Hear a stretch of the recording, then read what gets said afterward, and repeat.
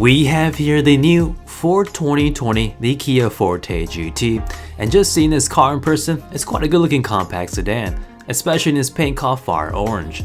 The exterior design is simple and clean. From front to back, the styling flows nicely together and you'll see some styling bits influenced from the Kia Stinger. In the front, you'll notice these red accents that are integrated in Kia's signature tiger nose grille, and you have standard LED headlights that are accompanied by daylight running lights. From the side profile, the Forte sits nicely on 18-inch alloy wheels, and at the bottom there's a gloss black sill that is matching with the rest of the gloss black theme that's going on through the rest of the car. And in the back you've got dual chrome exhaust tips, a gloss black rear trunk lid spoiler, and you have these great looking taillights, especially when it's lit up, which has a bit of a charm vibe to it. Overall, Kia did a fantastic job on the exterior of the Forte GT, and we can thank Peter Schreier, the chief designer for Kia and Hyundai, who also led the design on notable cars like the Kia Stinger, Genesis G70, G80, G90, and many others. Not only does the Forte deliver on the exterior, it also has some sporty handling dynamics, and it shows out here on these canyon roads. I was impressed at how composed the Forte felt through these corners. It has no problems transitioning from one corner to the next with minimal body roll, while the steering was light and responsive, and you could actually have some fun with it. The handling dynamics can be credited to the overall suspension tuning and the multi-link rear suspension, which only the GT model has. This car has the Michelin Pilot Sport 4 summer tires with a 225 section width, which are a $200 option. If you look online, it normally costs $200 a piece.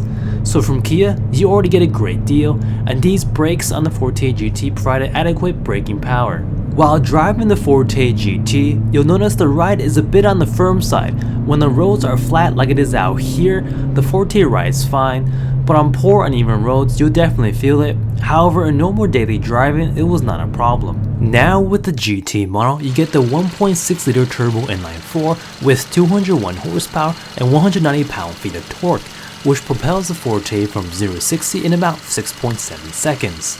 And we gotta take a listen to this exhaust.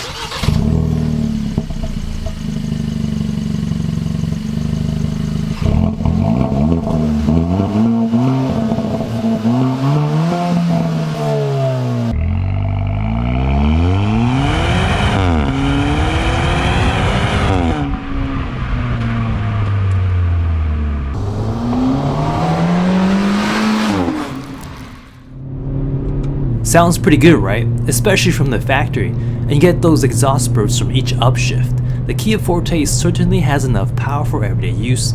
It can get up to speed just fine. I find that I had no problems overtaking and merging on the highway. I did notice there was a bit of a torque steer during hard accelerations, but not really a huge issue. The Forte GT MPG gets about 27 city and 35 highway with a 14-gallon fuel tank. Around town I was getting around 22-23, but for the most part I was driving it very spiritedly. I reckon others could do better with fuel economy with just normal driving habits. The Forte GT's engine is mated to a 7-speed DCT. Surprisingly, you could get this in a manual transmission, so props for Kia for offering that option. My preference would be a manual, but if you live in a city with heavy traffic like I do, this 7-speed DCT would do just fine. One thing this DCT does well are the quick upshifts. If you want a bit more engagement, you can use the shifter to upshift or downshift by pushing up or down, but only when you push the shifter to the left when in drive, which will also put the car into sport mode. Or you can use the paddles anytime to upshift or downshift. Also, there's one thing I noticed. Whenever you suddenly go from light throttle to full throttle, there's just a minimal delay in response.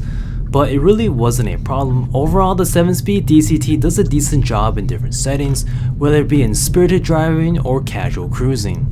The Forte GT offers 3 drive modes: Normal, Sport, and Smart. In Normal mode, it's just a mode for regular driving. In Sport mode, the gears stay higher in the revs, there's slightly more weight on the steering input, and there's a bit more pep in the throttle. In Smart mode, the computer automatically decides which mode is best. Depending on how you're currently driving, it will decide between Eco, Normal, or Aggressive. A little cool thing at night is that the ambient lighting colors change depending on what drive mode you're in. When you're in Normal mode, it is white, Sport is red, and Smart is blue. When you hop in and sit in the Forte GT, you'll notice the minimalistic nature of the interior. The cabin is actually quite a nice place to be in. and I like the choice of materials and ergonomics of the interior while sitting in the Sofino leatherette seats, which are available on the GT2 package. They are quite comfortable, and these bolsters provide good support for your hips and shoulders. Looking around the cabin, there are some nice touches, like these air vents which are found on the Kia Stinger. You also get this nice brushed aluminum on the dash, as well as a flat bottom steering wheel. To the right, there's even a manual e-brake, which is rare nowadays, and the all-around visibility is pretty good. In the middle, we got an 8-inch LCD infotainment screen. While I was playing around with the infotainment system, I didn't run into any issues. It was clear, easy to use, and responsive. I was able to hook up my Android phone with Kia's Android Auto with relative ease. And in the back seats, there's a decent amount of head and legroom in which the Forte GT sits near the top of its compact segment with 35.7 inches of legroom and 37.5 inches of headroom.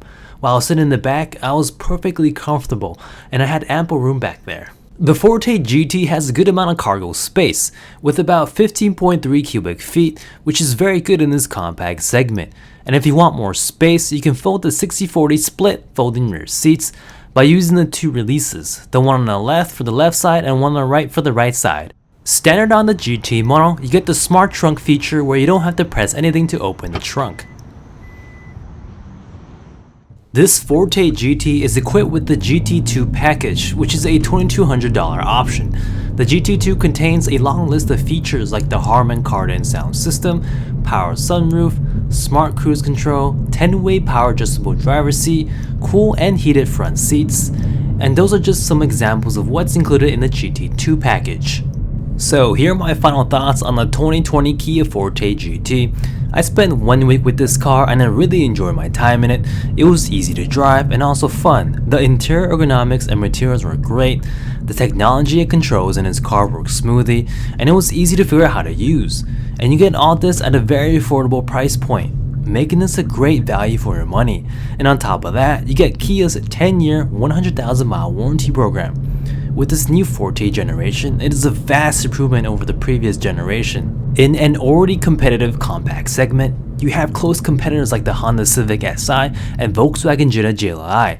I would say the Forte GT has the edge on the exterior looks, and the MSRP starts out lower than those other two. On top of that, the Forte GT already provides a decent amount of standard features.